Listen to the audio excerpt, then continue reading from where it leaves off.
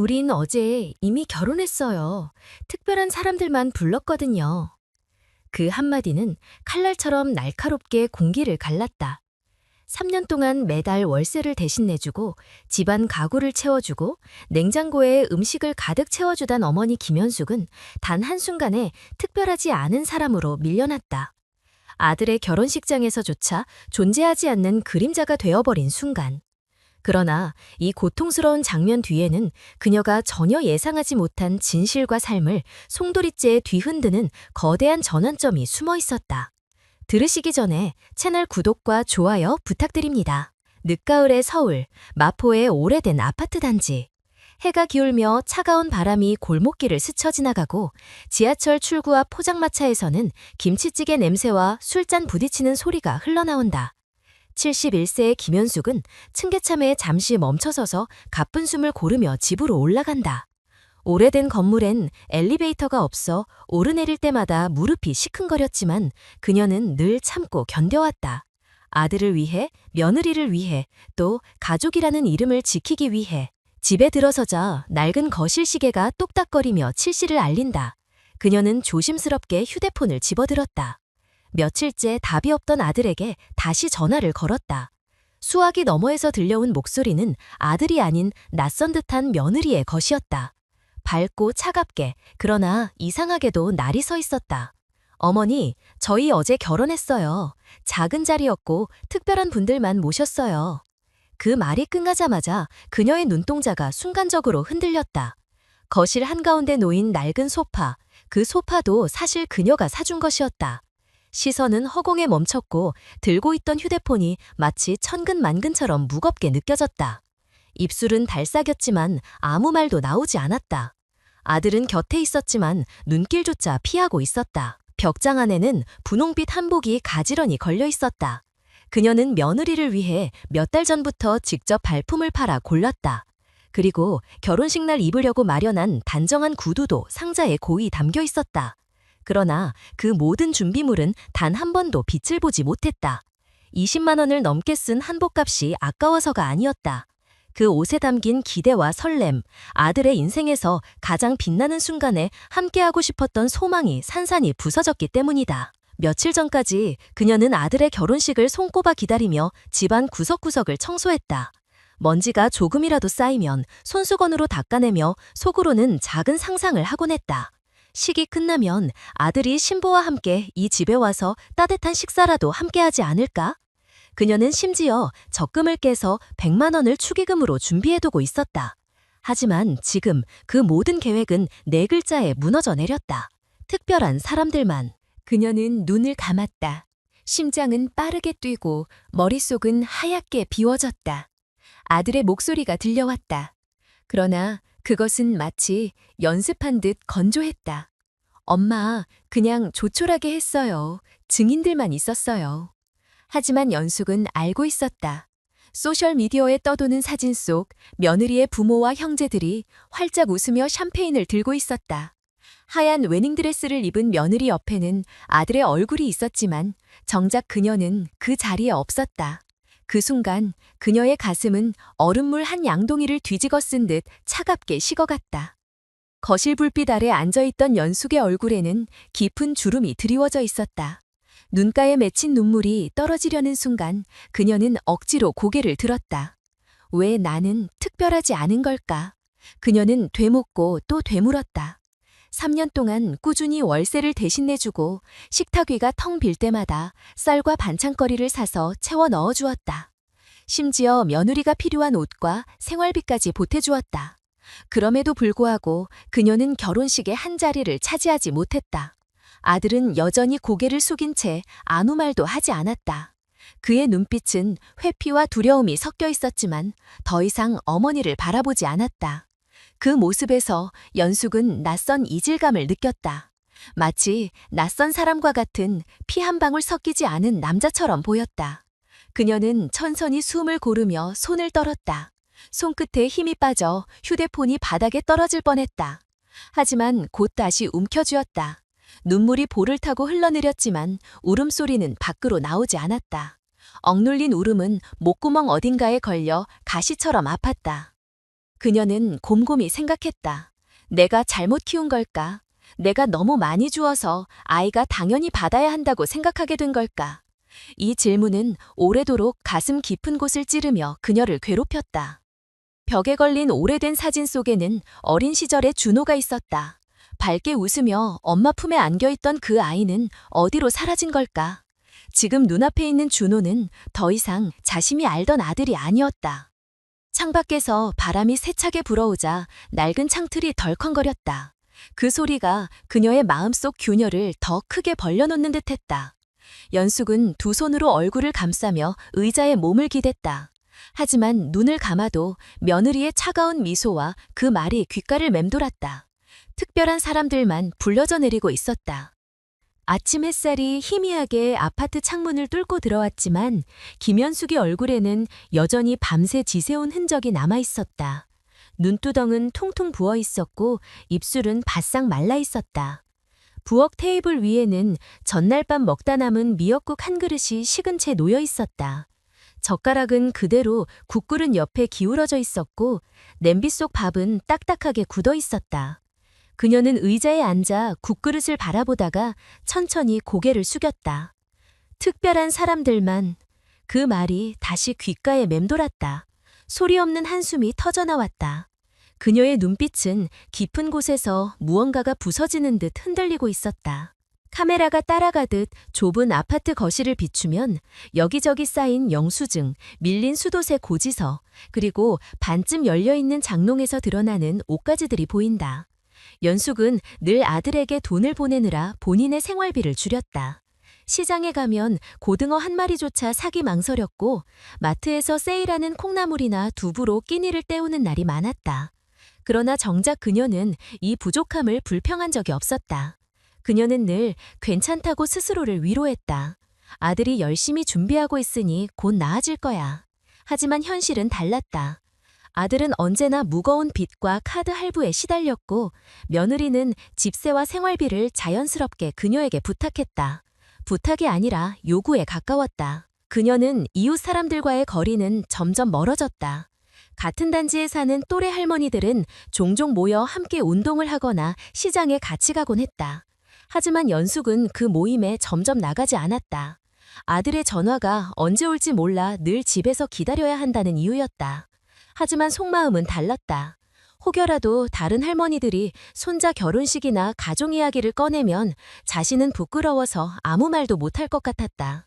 어느 날 아파트 앞 벤치에 앉아있던 이웃 김씨 아주머니가 말을 건넸다.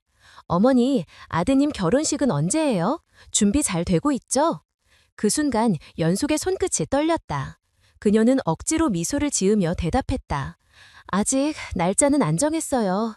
요즘 젊은 애들이 그냥 조용히 하려는가 봐요. 말끝이 흐려졌고 눈길은 땅바닥을 향했다. 아주머니는 무심코 고개를 끄덕였지만 연숙의 마음속에서는 비수가 찌르듯 아픔이 번졌다. 밤이면 그녀는 자주 거실불을 켜놓은 채 의자에 앉아 있었다. 텔레비전 화면에서는 드라마 속 주인공들이 가족과 웃으며 밥을 먹는 장면이 흘러나왔다. 따뜻한 밥상, 서로의 안부를 묻는 대화, 함께 웃는 얼굴들.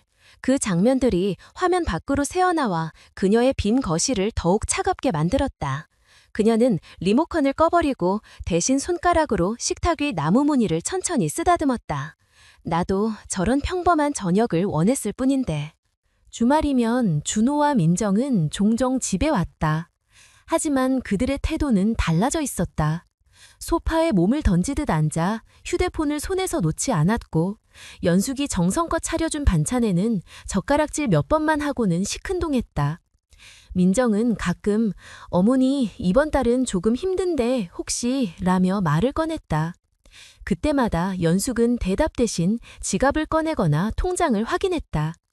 그녀의 눈빛은 늘 애써 부드럽게 유지하려 했지만 깊은 곳에는 갈라진 틈이 점점 커지고 있었다.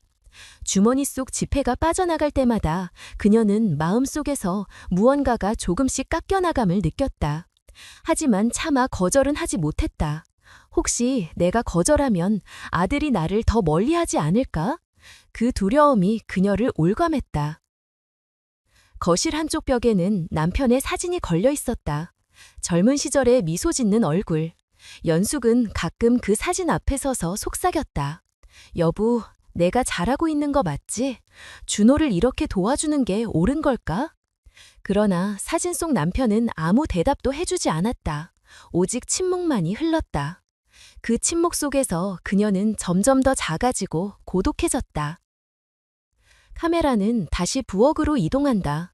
좁은 싱크대 앞에 서서 연숙은 조용히 설거지를 한다. 물소리가 싸 하고 흐르지만 그 소리 속에서도 그녀의 한숨이 섞여 있었다. 손가락 끝이 주름지고 거칠어졌지만 그녀는 아무렇지 않게 그릇을 닦았다. 그러나 문득 창밖에서 들려오는 웃음소리에 귀가 멈칫했다. 옆집에서 손자들과 놀아주는 할머니의 웃음소리였다. 아이들의 밝은 웃음과 젊은 부부의 대화가 함께 섞여 흘러들어왔다. 연숙은 그 순간 가슴이 먹먹해졌다. 나에게도 손주의 웃음소리를 들을 날이 올까? 아니, 이미 그 기회조차 빼앗긴 건 아닐까? 그녀의 눈이 젖어들었다. 그 눈빛은 텅 빈 부엌에 어둡게 드리워졌다. 저녁 무렵 시장에 들른 연숙은 콩나물 한 봉지를 들고 계산대 앞에 섰다. 앞줄에 서 있던 젊은 주부는 고기며 과일을 가득 담아 계산하고 있었다. 계산대 직원은 환하게 웃으며 인사했고 그 주부도 즐겁게 대꾸했다. 반면 연숙은 작은 봉지 하나를 들고 조용히 카드를 내밀었다. 아무도 눈길을 주지 않았다. 그녀의 어깨는 그 순간 더욱 좁아지고 작아졌다. 시장 밖으로 나오자 차가운 바람이 얼굴을 스쳤다. 연숙은 봉지를 꼭 쥔 채 한참을 서 있었다. 사람들의 발걸음은 바쁘고 대화 소리는 활기찼지만 그녀는 그 모든 소리에서 멀리 떨어진 듯 고립감을 느꼈다. 그날 밤 침대에 누운 연숙은 쉽게 잠들지 못했다. 천장만 멍하니 바라보다가 조용히 손을 가슴 위에 얹었다. 심장이 두근거리는 소리가 귀에까지 들려왔다. 그녀는 스스로에게 속삭였다. 나는 왜 특별하지 못했을까? 왜 항상 그림자처럼 뒤에만 서 있어야 하지? 눈물이 베개를 적셨다. 하지만 그 눈물은 누구에게도 보이지 않았다. 오직 그녀의 고독과 함께 깊은 밤속으로 스며들 뿐이었다. 그 눈물은 더 이상 흘러갈 곳조차 없는 절망의 강물 속으로 조용히 가라앉고 있었다. 늦겨울의 공기는 유난히 차갑고 건조했다. 김현숙은 마포의 오래된 아파트 복도를 천천히 걸었다. 그녀의 발걸음은 무겁고 어깨는 움츠러들어 있었다. 낡은 현관문을 열자 차가운 공기가 먼저 맞이했다. 집안은 정적에 잠겨 있었고 그녀 혼자만의 숨소리만이 공간을 채웠다. 식탁 위에는 며칠 전 사놓은 김치가 담긴 작은 반찬통이 놓여 있었고 그 옆에는 포장마차에서 사온 떡볶이가 굳어 있었다. 그녀는 숟가락을 들었다가 이내 놓았다. 배는 고팠지만 목구멍은 꽉 막혀 음식에 넘어가지 않았다. 텔레비전에서는 예능 프로그램이 흘러나왔지만 그녀의 눈빛은 멍하니 허공을 향했다. 며칠 전의 일, 늦은 밤 휴대폰이 울렸다. 화면에 민정이라는 이름이 떠올랐다. 손가락이 떨리며 버튼을 눌렀다. 수화기 너머에서 들려온 목소리는 다급했다. 어머니, 이번 달 월세가 아직 안 들어왔어요. 집주인이 당장 안 내면 우리를 내쫓겠다고 하네요. 혹시 깜빡하신 거 아니죠? 그 순간 연숙의 눈이 서서히 감겼다. 수많은 장면이 한꺼번에 떠올랐다. 은행 창구에서 송금서를 작성하던 순간들, 카드 결제일에 맞추느라 자신이 먹고 싶던 것을 포기했던 기억들, 쌀이 떨어져서 콩나물국으로 며칠을 버티던 날들, 그 모든 장면이 파도처럼 밀려와 가슴을 조였다. 그녀는 차분히 대답했다. 민정아, 내가 예전에 말한 거 기억 안 나니? 나는 이제 특별한 사람들만 도와주려고 해. 전화기 너머로 긴 침묵이 흘렀다. 연숙은 그 침묵 속에서 자신의 심장이 뛰는 소리를 들었다. 수십 년 동안 아들을 위해, 며느리를 위해 모든 걸 내어주던 자신이 처음으로 던진 단호한 말. 그 말은 그녀에게조차 낯설게 느껴졌다. 그날 밤 거실에 홀로 앉은 그녀는 손을 무릎 위에 얹은 채 깊은 생각에 잠겼다. 거실 불빛이 희미하게 그녀의 얼굴을 비추고 있었다. 눈가에는 세월의 흔적이 고스란히 새겨져 있었고 입술은 단단히 다물려 있었다. 그녀는 스스로를 되돌아보았다. 나는 왜 이토록 오랫동안 침묵했을까? 왜 한 번도 내 목소리를 크게 내지 못했을까? 그녀의 가슴 속에서는 서로 다른 감정이 충돌했다. 아들을 지켜주고 싶은 모성애와 배신당한 듯한 상처가 동시에 솟구쳤다. 그 사이에서 갈라지는 듯한 고통이 밀려왔다. 그녀는 차분히 대답했다. 민정아, 내가 예전에 말한 거 기억 안 나니? 나는 이제 특별한 사람들만 도와주려고 해. 전화기 너머로 긴 침묵이 흘렀다. 연숙은 그 침묵 속에서 자신의 심장이 뛰는 소리를 들었다. 수십 년 동안 아들을 위해, 며느리를 위해 모든 걸 내어주던 자신이 처음으로 던진 단호한 말. 그 말은 그녀에게조차 낯설게 느껴졌다. 그날 밤 거실에 홀로 앉은 그녀는 손을 무릎 위에 얹은 채 깊은 생각에 잠겼다. 거실 불빛이 희미하게 그녀의 얼굴을 비추고 있었다. 눈가에는 세월의 흔적이 고스란히 새겨져 있었고 입술은 단단히 다물려 있었다. 그녀는 스스로를 되돌아보았다. 나는 왜 이토록 오랫동안 침묵했을까? 왜 한 번도 내 목소리를 크게 내지 못했을까? 그녀의 가슴 속에서는 서로 다른 감정이 충돌했다. 아들을 지켜주고 싶은 모성애와 배신당한 듯한 상처가 동시에 솟구쳤다. 그 사이에서 갈라지는 듯한 고통이 밀려왔다. 그녀는 차분히 대답했다. 민정아, 내가 예전에 말한 거 기억 안 나니? 나는 이제 특별한 사람들만 도와주려고 해. 연숙 어머니, 아드님 결혼은 잘 준비됐어요? 그 순간 그녀의 얼굴빛이 하얗게 변했다. 입술은 달싹였지만 말이 나오지 않았다. 겨우 좋아낸 대답은 짧고 떨리는 목소리였다. 그냥 조용히 했다고 하더라고요. 잠시 정적이 흘렀고 다른 사람들은 어색한 웃음으로 대화를 돌렸다. 하지만 그녀의 귓가에는 그 순간의 침묵이 오래 남았다. 마치 세상의 모든 빛이 꺼져버린 듯 그녀는 어깨를 축 늘어뜨렸다. 집으로 돌아오는 길 그녀는 고개를 푹 숙이고 걸었다.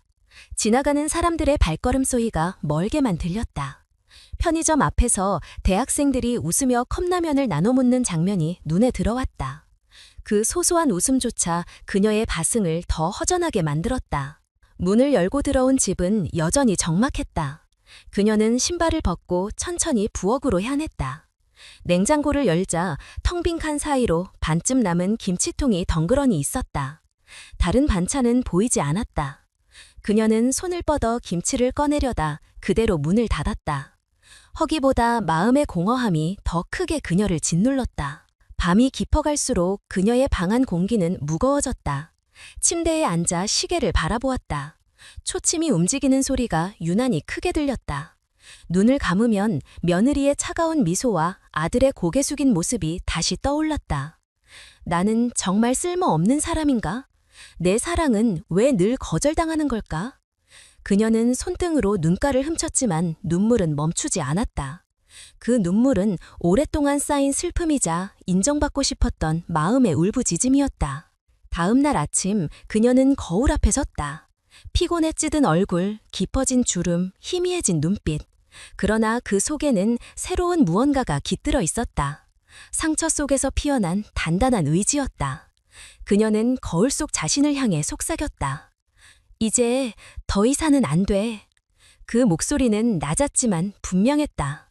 마치 오래된 다큐멘터리의 내레이션처럼 그 순간 그녀의 인생은 다른 방향으로 향하고 있었다. 그 떨리는 목소리 속에는 아직 꺼지지 않은 작은 불씨가 조심스레 살아나고 있었다.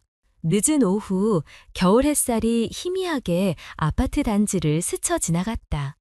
김현숙은 창문 너머로 붉게 물드는 하늘을 바라보다가 천천히 고개를 숙였다.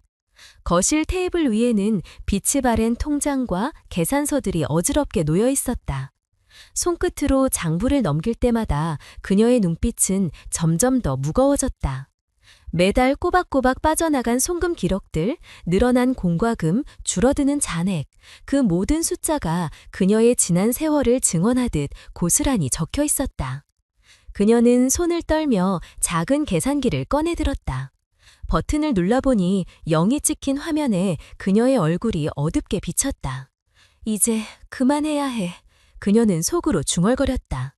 하지만 그 말 뒤에는 언제나 따라붙는 두려움이 있었다. 만약 내가 멈춘다면 아들은 나를 더 멀리하지 않을까? 며느리는 나를 잔인하게 내칠지도 몰라. 그날 저녁 집안은 여느 때처럼 적막했다. 그러나 불현듯 현관문 열리는 소리가 울렸다. 문이 열리자마자 들어온 것은 아들 준호와 며느리 민정, 그리고 낯선 남자였다. 그는 양복 차림의 중년 남자였고 서류 가방을 손에 들고 있었다. 연숙은 놀라 몸을 일으켰다. 엄마, 이분은 변호사세요. 우리 상황을 좀 도와주실 거예요. 준호의 목소리는 평소보다 낮고 딱딱했다. 민정은 거실 한가운데에 앉아 다리를 꼬고 그 낯선 변호사는 이미 식탁 위에 문사들을 펼쳐놓고 있었다. 연숙은 순간 숨이 막히는 듯 가슴을 움켜쥐었다. 집안 공기는 답답하게 무거웠고 그녀는 마치 자신의 공간에서조차 낯선 침입자에 의해 몰려난 사람처럼 느껴졌다. 변호사는 정중한 미소를 지으며 말을 꺼냈다. 김 여사님, 연세도 있으시고 요즘 정신적으로 많이 힘드신 것 같아요. 그래서 재정 관리를 가족분께 맡기시면 더 안전할 거라 생각합니다. 여기 위임장에 서명만 하시면 됩니다. 그 날이 끝나자 그녀의 눈동자가 흔들렸다. 준호는 고개를 숙인 채 연필을 만지작거렸고 민정은 억지로 부드러운 목소리를 냈다. 어머니, 우리를 믿으셔야죠. 어머니 혼자 감당하기에는 이제 너무 힘들잖아요. 연숙은 잠시 아무 말도 하지 않았다. 손끝이 서류 가장자리에 닿았을 때 갑자기 남편의 사진이 떠올랐다. 오랜 세월 그녀 곁을 지켜주던 사진 속 미소가 지켜야 할 것은 바로 이 순간이다 라고 말하는 듯했다.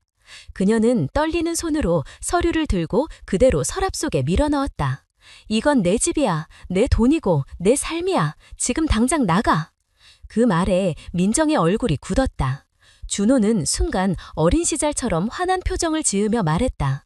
엄마, 왜 이렇게까지 하세요? 우리한테 의지하셔야죠.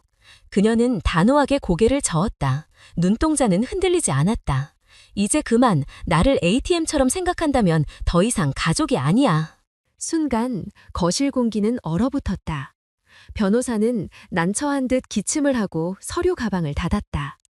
민정은 억지 눈물을 글썽이며 속삭였다. 어머니, 그렇게 말씀하시면 너무 서운해요. 저희도 어머니를 위해서. 그러나 연숙은 그 말을 끊었다. 사랑한다면 적어도 내 결혼식에 불러야 했지 않니? 사랑한다면 최소한 고마운 마음은 보여야 했지.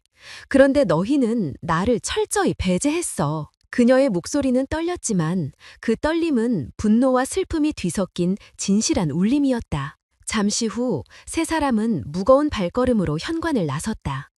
문이 닫히는 소리와 함께 거실은 다시 정적에 잠겼다. 연숙은 소파에 털썩 주저앉아 한동안 숨을 몰아쉬었다. 손등으로 이마에 땀을 닦으며 눈을 감았다.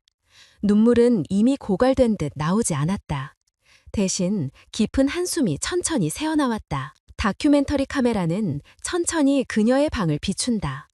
벽에는 남편의 낡은 사진이 걸려 있고 창밖에는 희미한 가로등 불빛이 스며든다. 그녀는 사진 앞에 앉아 속삭인다. 여보, 이제야 깨달았어. 내가 이렇게까지 지쳐야만 진실을 알 수 있었나 봐. 사진 속 남편은 여전히 침묵하지만 그녀의 얼굴에는 이전과 다른 단단한 빛이 떠올랐다. 다음 날 연숙은 은행을 찾았다. 낡은 코트를 여미고 추위를 이기려 손을 꽉 움켜쥐었다. 은행 안은 따뜻하고 창고에는 활기찬 곡소리들이 오갔다. 젊은 직장인들이 서류를 내밀고 중년 부부가 대출 상담을 받는 모습이 보였다. 그 속에서 연숙은 작고 초라해 보였지만 그녀의 발걸음은 단호했다. 창고에 앉은 직원이 놀란 눈빛으로 말했다. 김 여사님, 자동이체를 모두 해지하시겠다고요? 지난 3년 동안 단 한 번도 빠짐없이 송금하셨는데 무슨 일 있으세요? 그녀는 조용히 대답했다. 네, 이제 그만하려고 합니다. 제 돈은 제 삶을 위해 쓰고 싶습니다. 그 말이 끝나자 직원의 눈에 잠시 놀라움이 스쳤다. 그러나 곧 따뜻한 미소가 번졌다. 잘하셨어요. 이제부터는 어머니 자신을 위해 쓰셔야죠. 그 짧은 말에 연숙의 눈가가 순간 젖어들었다. 은행을 나오며 그녀는 오랜만에 가슴이 가볍게 느껴졌다. 겨울바람은 여전히 차가웠지만 발걸음만큼은 한층 자유로웠다. 집으로 돌아오는 길 그녀는 시장에 들렀다. 이번에는 콩나물 대신 제철 과일 몇 개와 고등어 한 마리를 샀다. 장바구니를 들고 걷는 길 얼굴에는 작지만 진심 어린 미소가 떠올랐다. 나도 이제 나를 위해 살아도 괜찮을까? 그날 밤 집에 혼자 앉아 고등어를 구워 먹었다. 작은 상 위에 김치와 과일을 곁들였다. 그동안 아들에게 보내던 돈을 아껴 자신을 위해 사용한 첫 번째 식사였다. 입안에 퍼지는 짭조름한 맛과 따뜻한 밥 냄새가 낯설면서도 위로가 되었다. 그러나 마음 한켠에는 여전히 두려움이 남아 있었다. 아들이 다시 찾아오면 나는 흔들리지 않을 수 있을까? 민정의 눈물이 또다시 내 마음을 약하게 만들지는 않을까? 그녀는 스스로에게 끊임없이 물었다. 그럼에도 불구하고 거울 속에 비친 그녀의 눈빛은 달라져 있었다. 이전보다 단단하고 이전보다 분명했다. 숨막히는 정적 끝에 그녀의 눈빛은 칼날처럼 차갑게 빛나고 있었다. 겨울비가 잦아든 어느 날 오후 아파트 창문 너머로 흐릿한 빛이 들어왔다. 김현숙은 차가운 바닥에 앉아 손바닥으로 무릎을 감싸쥐고 있었다. 방 안은 고요했지만 그녀의 가슴 속에서는 여전히 어젯밤의 장면이 반복되고 있었다. 낯선 남자, 변호사라 불리던 사람가 식탁 위 서류를 뒤적이던 순간 그녀는 자신의 삶이 송두리째 침해당했다고 느꼈다. 내 집인데 왜 나는 내 집에서 이방인이 된 기분일까? 그녀의 눈은 여전히 무겁게 내려앉아 있었고 눈동자는 피곤과 두려움으로 흐릿했다. 거실 한켠에 놓인 낡은 소파에는 민정이 앉아 있었던 자국이 아직도 선명했다. 그녀는 고개를 숙여 소파 천을 손끝으로 쓸어내렸다. 마치 그 흔적마저 지워버리고 싶다는 듯이. 다큐멘터리 카메라가 천천히 움직여 부엌을 비추자 조리대 위에는 씻지 못한 그릇과 반쯤 비워진 김치통이 있었다. 연숙은 물을 받아 설거지를 시작했지만 손끝은 자꾸만 떨렸다. 물소리와 함께 그녀의 호흡이 짧게 끊겼다. 그 순간 현관 초인종이 울렸다. 그녀는 흠칫 놀라 손에 들고 있던 접시를 떨어뜨릴 뻔했다. 문 앞에 서 있는 사람은 아들 준호였다.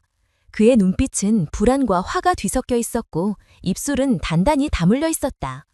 엄마, 왜 이렇게까지 하세요? 우리가 얼마나 힘든지 알면서 왜 도와주질 않으세요? 연숙은 말없이 준호를 바라보았다. 그 시선에는 슬픔과 분노, 그리고 더 큰 허무가 담겨 있었다. 힘든 건 너희뿐이니? 나는 괜찮아 보였니? 그녀의 목소리는 낮았지만 단호했다. 준호는 한동안 대답하지 못하다가 짧게 한숨을 내쉬며 돌아섰다. 현관문이 닫히는 소리가 울린 후에도 그녀의 심장은 한동안 쿵쾅거렸다. 밤이 깊자 연숙은 남편의 사진 앞에 앉았다. 초라한 스탠드 불빛이 사진 속 미소를 비추었다. 여보, 우리 아들이 이렇게 변했어. 내가 만든 걸까? 내가 너무 많이 준 탓일까? 그녀의 눈에서 눈물이 흘러내렸지만 곧 손등으로 거칠게 훔쳐냈다. 그 눈빛은 이제 더 이상 약해지지 않겠다고 다짐하는 듯 단단해졌다. 며칠 후 은행을 방문한 그녀는 자동이체를 모두 해지했다. 창구 직원은 놀란 표정으로 물었다. 정말 괜찮으세요? 3년 동안 한 번도 빠짐없이 보내셨잖아요. 연숙은 미소조차 짓지 않은 채 말했다. 괜찮아요. 이제 제 돈은 제 삶을 위해 쓰겠습니다. 그 말은 낮지만 깊은 울림으로 은행 안을 가득 메웠다. 집으로 돌아오는 길 그녀는 슈퍼마켓에 들렀다. 이번에는 늘 피하던 고기 코너에서 삼겹살을 조금 샀다. 계산대 직원이 미소를 지으며 인사하자 연숙은 오랜만에 어색하게 웃음을 지었다. 작은 봉투 하나였지만 그것은 그녀가 오롯이 자신을 위해 산 첫 번째 선물이기도 했다. 그날 저녁 그녀는 혼자 식탁에 앉아 구운 삼겹살을 조심스럽게 집어들었다. 기름이 지글지글 소리를 내며 익어가는 순간 그녀의 눈에 눈물이 고였다. 하지만 이번 눈물은 슬픔이 아닌 묘한 해방감이었다. 나도 나를 위해 살아도 괜찮지 않을까? 다음 날 아침 창문 밖에서 아이들 웃음소리가 들려왔다. 학교로 가는 길목에 모여 장난을 치는 아이들의 밝은 목소리는 아파트 골목을 가득 메웠다. 그 소리를 들으며 연숙은 순간 눈을 감았다. 내 아들도 한때는 저렇게 웃었는데. 그녀의 마음은 저릿했지만 이내 눈을 뜨고 차분히 커피를 내렸다. 뜨거운 김이 오르며 부엌을 따뜻하게 채웠다. 그러나 평온은 오래가지 않았다. 오후가 되자 현관문이 다시 열렸다. 이번에는 준호와 민정 그리고 또 다른 낯선 남자가 함께였다. 그는 서류철을 들고 있었고 표정은 차갑게 굳어 있었다.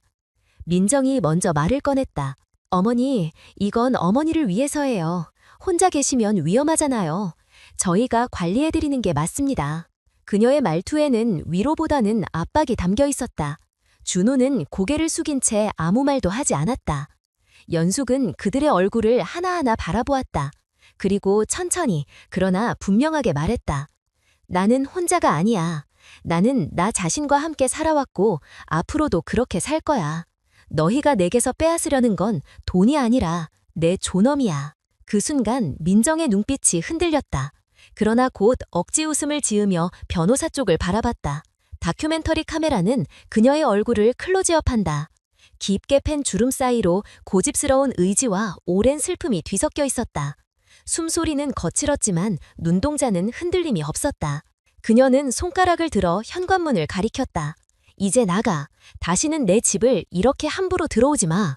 공기가 얼어붙었고 침묵이 무겁게 내려앉았다. 결국 세 사람은 불만스러운 표정으로 발걸음을 돌렸다. 문이 닫히자 연숙은 깊게 숨을 내쉬었다. 그날 밤 그녀는 오랫동안 잠들지 못했다. 창문 너머로 보이는 가로등 불빛이 흔들리듯 깜빡였다. 그녀는 두 손을 모아 가슴 위에 올려놓고 속삭였다. 두렵지만 이제는 멈출 거야. 더 이상은 이용당하지 않겠어. 그 목소리는 낮았지만 그녀의 인생에서 가장 강한 선언이었다. 그 선언은 이제 돌이킬 수 없는 전쟁의 시작을 알리고 있었다. 초겨울의 바람이 차갑게 불어오는 오후, 김현숙은 집안 거실에 앉아 있었다. 창문 틈새로 스며든 바람이 커튼을 흔들었고 그 흔들림에 따라 그녀의 그림자도 벽에 길게 드리워졌다. 그녀는 작은 난방기를 켰지만 방 안 공기는 여전히 싸늘했다. 따뜻해야 할 집이 이렇게 차갑게 느껴진 적은 처음이었다. 휴대폰 화면에는 끊임없이 전화와 문자 알림이 쌓이고 있었다. 발신자는 대부분 아들 준호와 며느리 민정이었다. 어떤 메시지는 애써 다정한 척 어머니 걱정돼요 라고 적혀 있었고 어떤 것은 짧고 차갑게 빚이 있는데 외면하실 거예요? 라고 적혀 있었다. 연숙은 화면을 내려다보다가 천천히 눈을 감았다. 심장이 두근거리며 목구멍까지 차올랐다. 나는 왜 그토록 오랫동안 눈을 감고 살았을까? 왜 이제야 깨달았을까? 며칠 뒤 낮 시간에 갑작스런 노크 소리가 울렸다. 문을 열자 낯선 여성이 서 있었다. 단정한 정장 차림에 서류철을 들고 있는 그녀는 자신을 구청 사회복지과 조사원이라고 소개했다. 김 여사님, 가족분들이 어머님의 건강과 재정 상태를 걱정하고 계십니다. 최근에 급격한 변화가 있어서 저희가 안부 확인차 방문드렸습니다. 그 순간 연숙의 눈동자가 크게 흔들렸다. 그녀는 순간적으로 손가락을 꽉 움켜쥐었다. 제가 원해서 결정한 겁니다. 저는 건강하고 제정신이에요. 그러나 조사원의 시선은 의심으로 가득 차 있었다.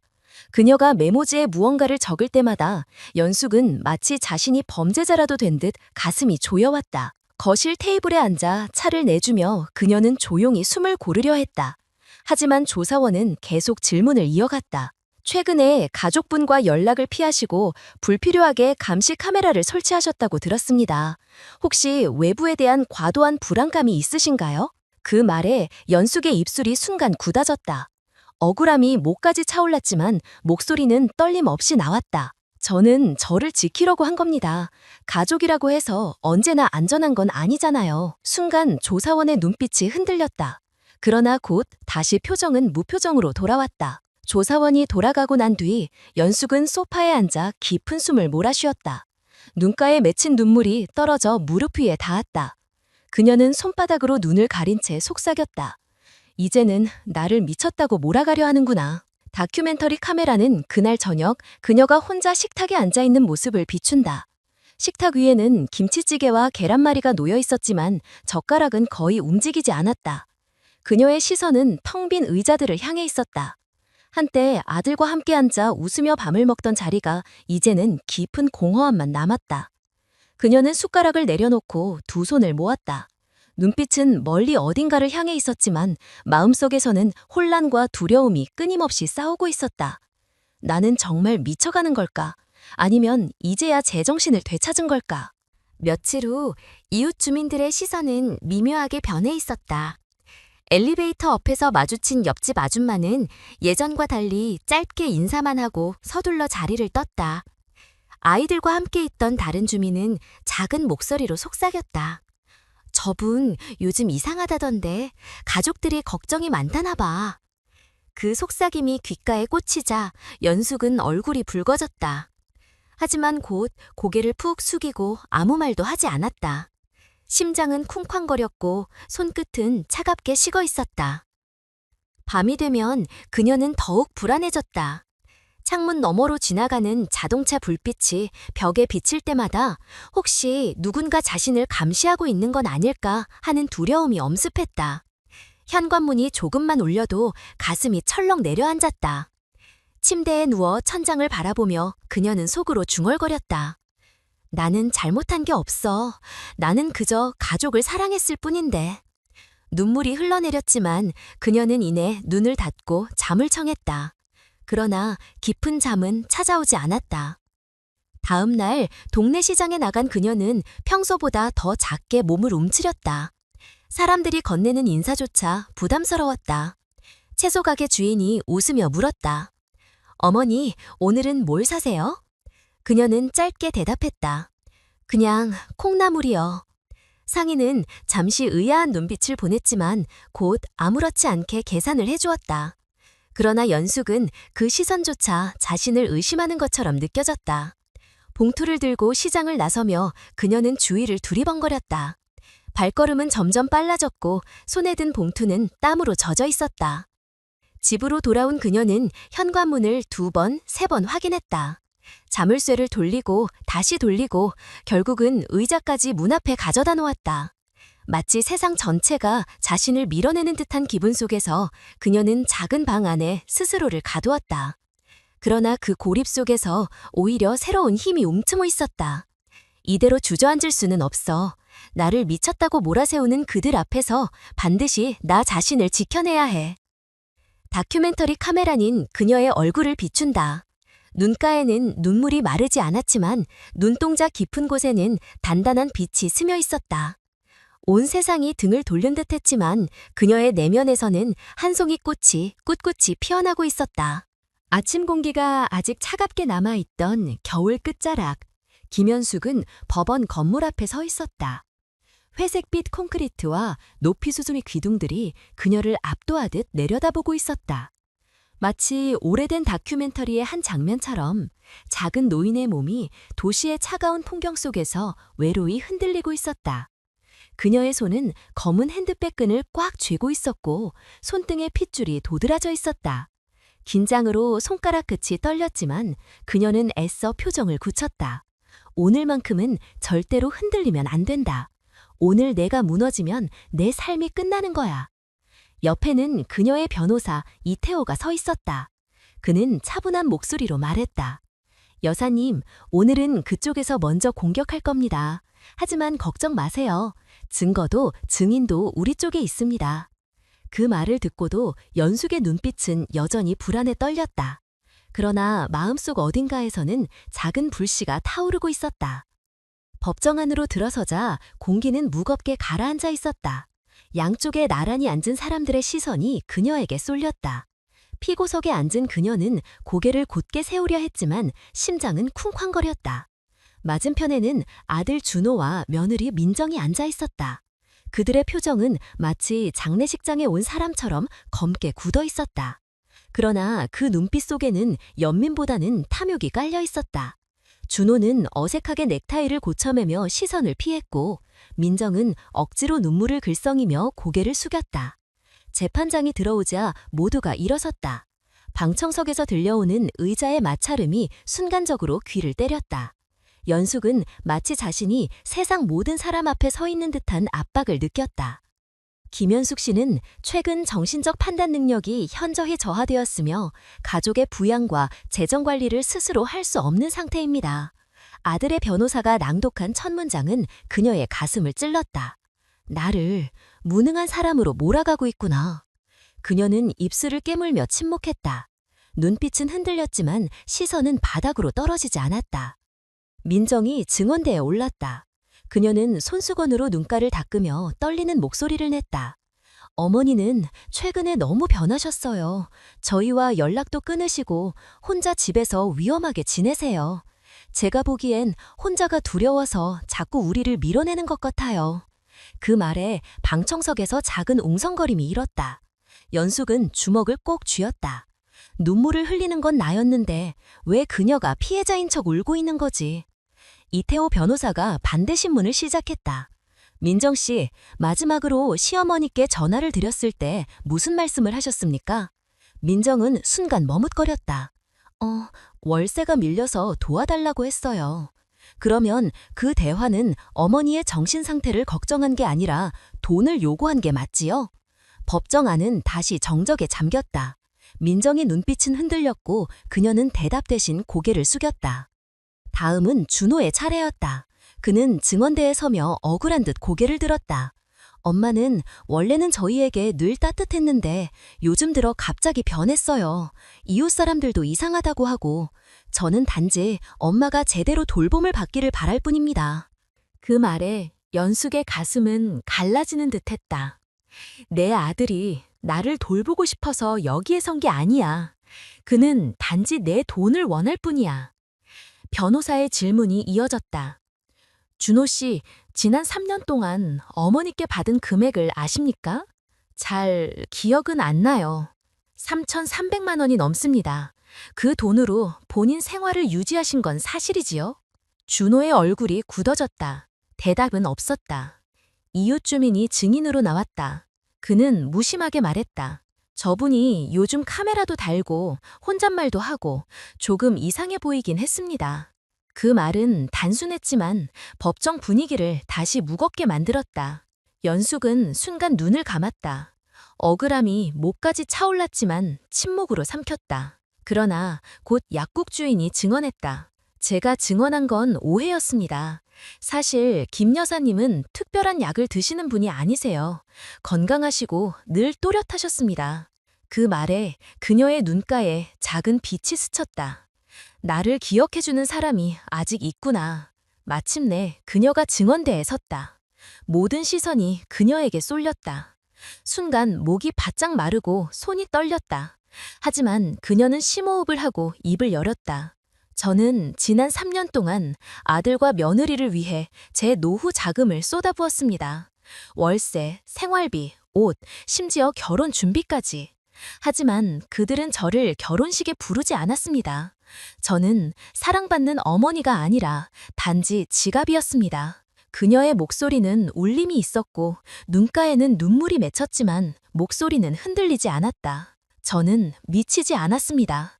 오히려 이제야 제정신을 찾았습니다. 순간 법정 안은 조용해졌다. 재판장의 눈빛은 깊었다. 긴 시간이 흐른 뒤 그는 판결문을 낭독했다. 김연숙 씨는 재정과 일상생활을 스스로 충분히 감당할 능력이 있습니다. 가족 측의 청구는 기각합니다. 그 순간 그녀의 눈에서 눈물이 터져나왔다. 그러나 이번 눈물은 굴욕의 눈물이 아니라 자유의 눈물이었다. 법정을 나서며 그녀는 한 발 한 발 무겁게 그러나 당당하게 걸어 나왔다. 맞은편에서 준호와 민정은 고개를 돌린 채 분노에 차 있었다. 그들의 시선은 여전히 탐욕으로 흐려져 있었지만 그녀는 더 이상 그 시선을 두려워하지 않았다. 나는 이제 나를 지켜냈다. 나는 더 이상 그들의 그림자가 아니다. 그녀의 눈빛은 흔들림 없이 곧게 뻗어 있었다. 마치 다큐멘터리의 마지막 장면처럼 카메라는 그녀의 눈동자 속에 깃든 단단한 빛을 비추며 천천히 멀어졌다. 법정의 종소리와 함께 그녀의 긴 싸움은 마침내 존엄이라는 이름으로 빛나고 있었다. 봄빛이 천천히 서울 거리를 물들이던 어느 날 아침, 김연숙은 창문을 열었다. 겨우내 얼어붙었던 나뭇가지에서 연두빛 새순이 돋아 있었고 바람은 차갑지 않고 부드럽게 불어왔다. 그녀는 깊게 숨을 들이마셨다. 그 공기는 이제 더 이상 두려움이나 외로움으로 가득 차 있지 않았다. 법정에서 승소한 지 몇 달이 지났다. 그동안 그녀의 일상은 조금씩 달라졌다. 더 이상 자동이체로 빠져나가는 돈을 확인하며 한숨 쉬지 않았고 며느리의 차가운 목소리를 두려워하며 전화를 기다리지도 않았다. 전화벨이 울려도 가슴이 덜컥 내려앉는 일은 사라졌다. 이제 그녀의 하루는 오롯이 그녀 자신을 위해 흘렀다. 아침이면 작은 카페에서 커피를 마시며 사람들을 바라보았고 오후에는 동네 문화센터에서 그림 수업을 들었다. 붓끝에 묻은 색이 종이에 스며들 때마다 그녀는 오래 잊고 지냈던 자신의 내면을 만나는 기분이었다. 어느 날 수업이 끝난 후 같은 반 수강생이 다가와 미소를 지으며 말했다. 선생님 그림 속 꽃들이 참 따뜻해 보여요.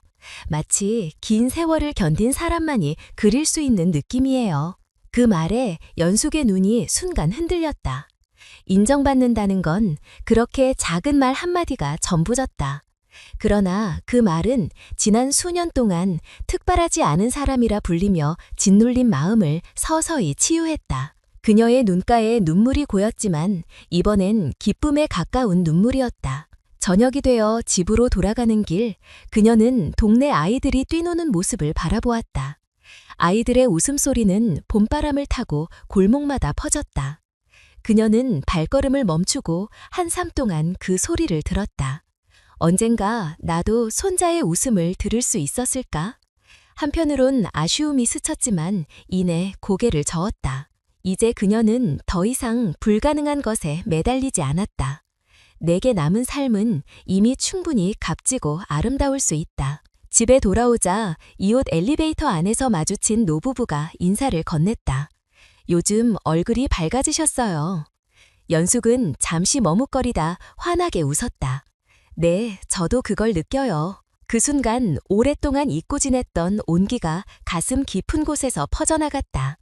사람들과의 단순한 인사, 작은 미소 하나가 이렇게도 큰 힘이 될 수 있다는 걸 이제야 깨달았다. 밤이 되자 그녀는 거실불을 끄고 창가에 앉았다. 창밖 하늘에는 별빛이 또렷하게 빛나고 있었다. 어둠 속에서 반짝이는 작은 별들은 마치 지난 시간의 상처들을 어루만져주는 듯 했다. 그녀는 두 손을 무릎 위에 모으고 속삭였다. 여보, 이제는 괜찮아. 나는 더 이상 흔들리지 않아. 내가 내 자신을 지켜냈어. 눈물이 천천히 흘러내렸지만 이번 눈물은 아픔이 아닌 치유의 눈물이었다. 마치 긴 겨울 끝에 내리는 봄비처럼 그녀의 마음을 적셔내고 있었다. 시간은 흐르고 그녀는 조금 더 너그러워졌다. 아들과 며느리는 여전히 연락을 하지 않았다. 가끔 소문으로 그들이 경제적으로 힘들다는 이야기가 들려왔지만 그녀는 이제 그 소식을 듣고도 마음이 크게 흔들리지 않았다. 연민은 있었으나 더 이상 죄책감이나 강박은 없었다. 나도 내 삶을 살아야지. 그녀는 거울 속 자신을 바라보며 미소 지었다. 주말이면 그녀는 동네 공원에서 자원봉사를 했다. 아이들에게 동화책을 읽어주고 혼자 사는 노인들과 함께 산책을 하기도 했다.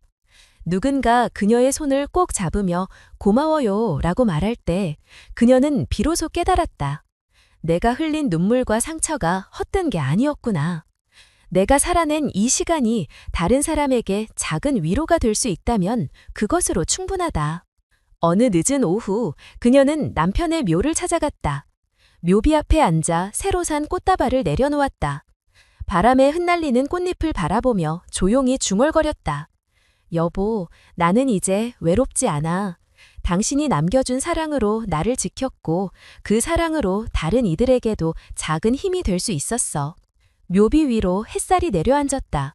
그 빛은 마치 오래된 약속처럼 따뜻하고 단단했다. 집으로 돌아오는 길, 그녀는 골목길에서 아이들의 웃음을 다시 들었다. 이번에는 그냥 바라만 보지 않고 살짝 손을 흔들며 미소를 지었다. 아이들이 할머니 안녕하세요 라고 소리치자 그녀는 마음 깊은 곳에서 벅차오르는 감정을 느꼈다. 그 작은 인사 속에 그녀는 자신이 여전히 세상과 연결되어 있다는 것을 확인했다. 더 이상 특별하지 않은 사람이 아니라 누군가에게 따뜻한 존재일 수 있다는 확신이었다. 어느 늦은 오후 그녀는 남편의 얼굴을 천천히 크로즈업한다. 주름진 눈가에는 미소가 번지고 그 눈빛은 맑고 단단하다. 삶은 결국 주고받는 거예요. 내가 흘린 눈물은 나를 강하게 만들었고 내가 건넨 작은 친절은 언젠가 돌아왔습니다. 이제야 알겠어요. 진짜 특별한 사람은 돈으로 선택되는 게 아니라 마음으로 이어지는 거라는 걸. 그녀의 목소리는 낮지만 깊은 울림을 남겼다. 마지막 장면, 그녀는 작은 화분을 손에 들고 창가에 놓는다. 새순이 돋아난 화분은 햇살을 받아 반짝였다.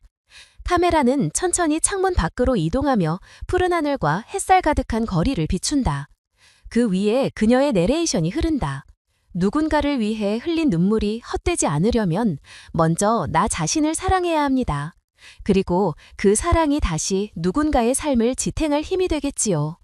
그것이 제가 배운 가장 큰 진실입니다. 화면은 서서히 어두워지고 마지막으로 그녀의 미소가 남는다. 그 미소는 오랜 상처를 감싼 따뜻한 햇살처럼 이제 다른 이들의 길까지 밝히고 있었다. 오늘 제 이야기를 끝까지 함께 해주신 모든 분들께 진심으로 감사의 인사를 드립니다. 때로는 살아가면서 우리가 겪는 아픔과 외로움이 너무 커서 혼자 감당하기 벅찰 때가 있습니다.